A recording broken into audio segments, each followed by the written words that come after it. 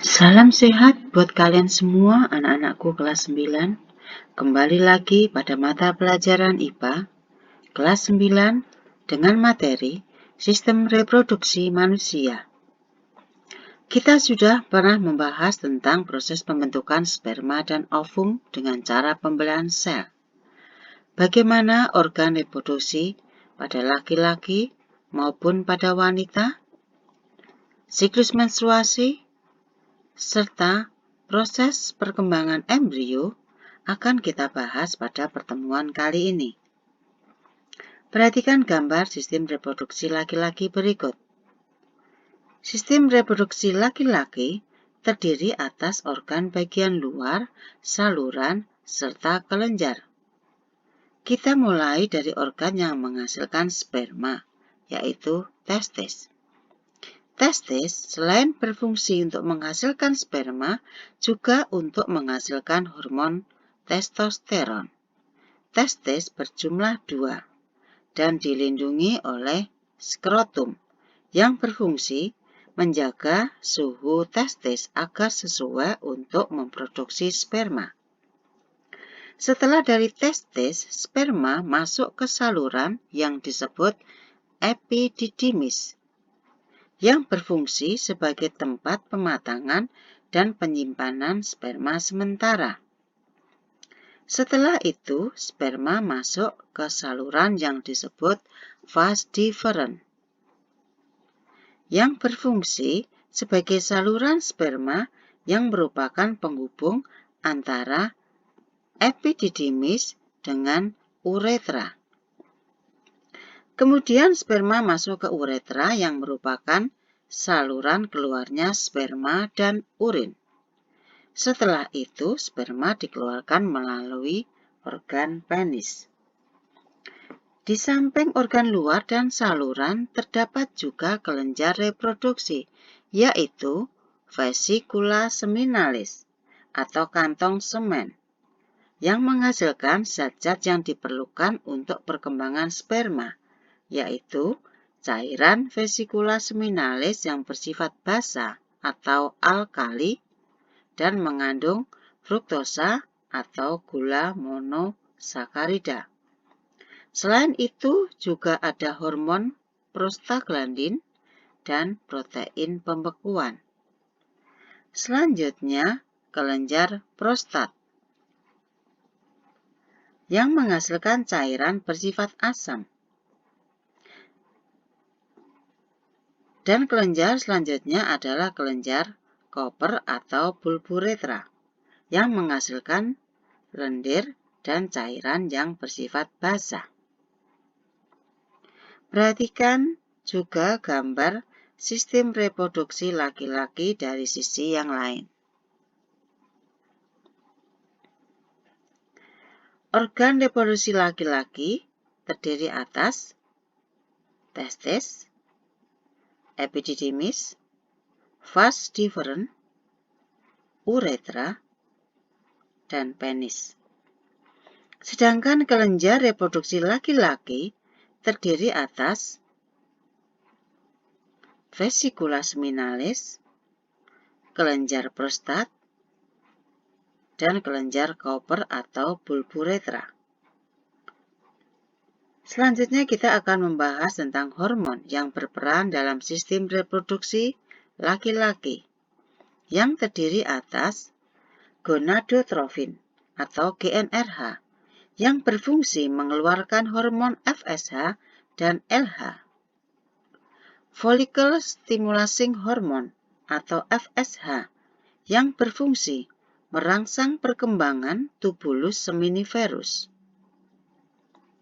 Luteinizing hormone atau LH, yang merangsang sel Leydig yang terdapat di testis agar mensekresikan hormon testosteron.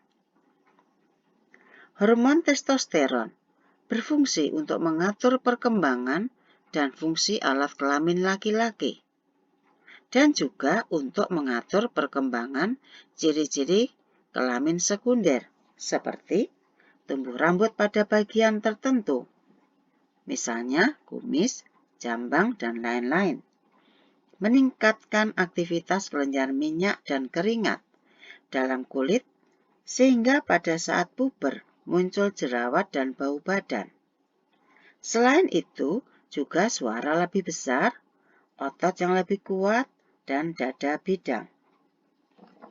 Marilah kita bahas organ reproduksi pada wanita. Perhatikan gambar organ reproduksi wanita. Kita mulai dari ovarium. Ovarium berfungsi untuk menghasilkan ovum atau sel telur dan hormon estrogen dan progesteron berjumlah 2. Tuba Fallopi atau saluran telur atau oviduk berfungsi sebagai tempat terjadinya fertilisasi dan saluran ovum penghubung ovarium dengan uterus berjumlah 2. Yang ujungnya berbentuk seperti corong berjumbe-jumbe yang disebut fimbria yang berfungsi untuk menangkap ovum yang masak yang keluar dari ovarium. Bagian ini disebut dengan infundibulum. Uterus atau rahim berfungsi sebagai tempat tumbuh dan berkembangnya embrio. Uterus atau rahim terdiri atas 3 lapisan, yaitu perimetrium atau lapisan terluar, myometrium, lapisan mendorong bayi keluar, dan endometrium, lapisan dalam yang merupakan tempat menempelnya sel telur yang sudah dibuai. Serviks berperan untuk mengalirkan darah ke vagina saat menstruasi, mengarahkan air mani ke rahim, dan juga mendukung kepala janin saat akan dilahirkan. Vagina sebagai saluran untuk aliran darah saat menstruasi dan jalan lahir bayi. Jadi, organ reproduksi pada wanita terdiri atas ovarium, tuba Fallopi atau oviduk, uterus atau rahim, serviks, dan vagina.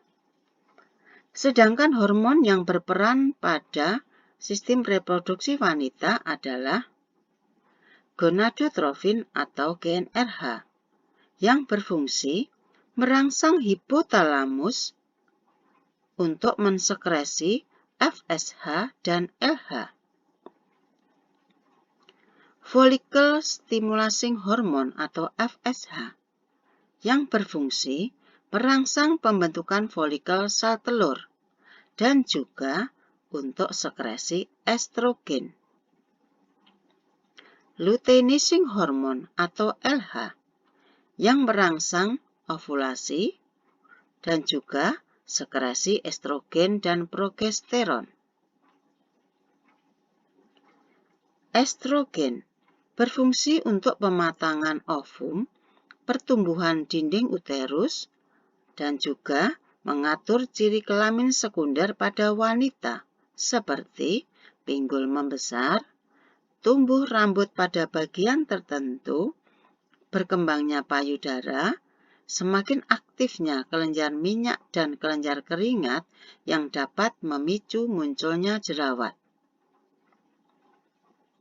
Progesteron berfungsi untuk pembentukan plasenta dan juga merangsang pertumbuhan dinding uterus. Selain hormon tersebut, ada juga hormon prolaktin untuk merangsang keluarnya air susu ibu atau ASI. Oksitosin membantu kontraksi saat persalinan. Relaktin membantu relaksasi saat persalinan. Selanjutnya kita akan membahas tentang siklus menstruasi pada wanita. Menstruasi atau haid adalah pendarahan secara periodik dan siklik dari uterus yang disertai peluruhan endometrium. Menstruasi terjadi jika ovum tidak dibuahi sperma yang umumnya akan berlangsung selama 28 hari.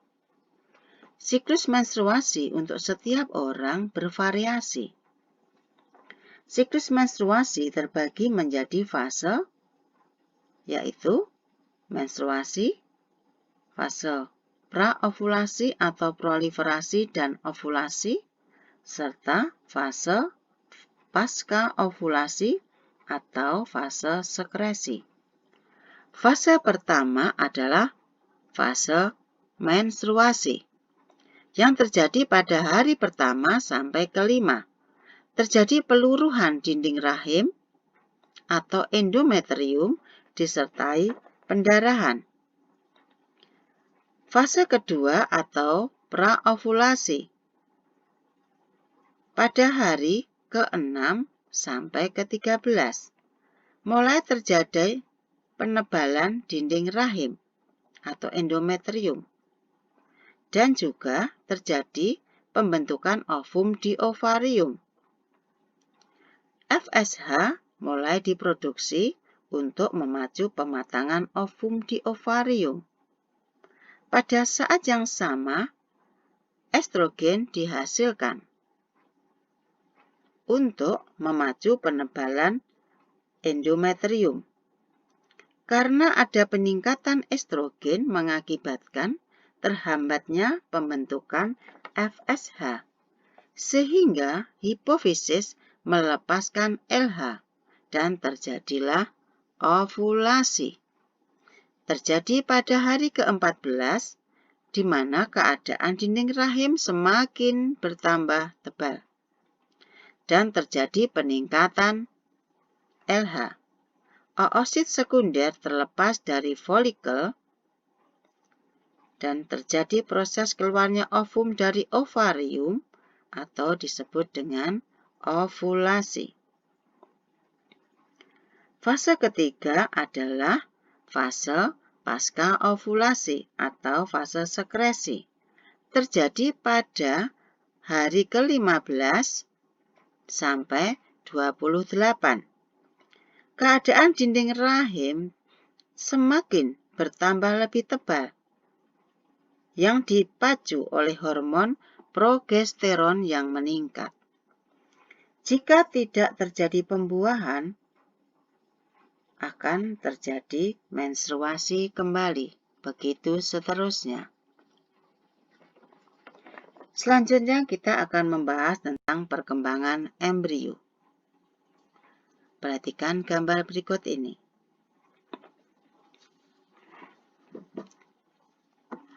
Ovum dihasilkan di ovarium. Jika massa akan keluar, itulah ovulasi dan masuk ke tuba Fallopi.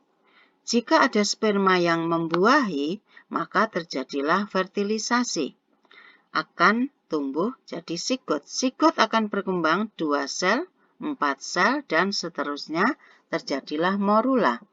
Morula akan tumbuh menjadi blastula yang akan menempel ke dalam dinding endometrium di uterus. Itulah yang disebut dengan implantasi atau nidasi. Embrio akan tumbuh menjadi janin dan akan mendapat makanan dan oksigen dari induknya melalui plasenta. Selain itu, plasenta juga berfungsi untuk mengalirkan karbon dioksida dan sisa pembuangan ke induk. Janin juga dilindungi oleh amnion, yang di dalamnya terdapat cairan amnion atau air ketuban, yang berfungsi untuk melindungi janin dari benturan dan goncangan. Setelah itu, janin akan tumbuh menjadi bayi yang siap dilahirkan setelah kurang lebih 40 minggu atau kurang lebih 9 bulan 10 hari.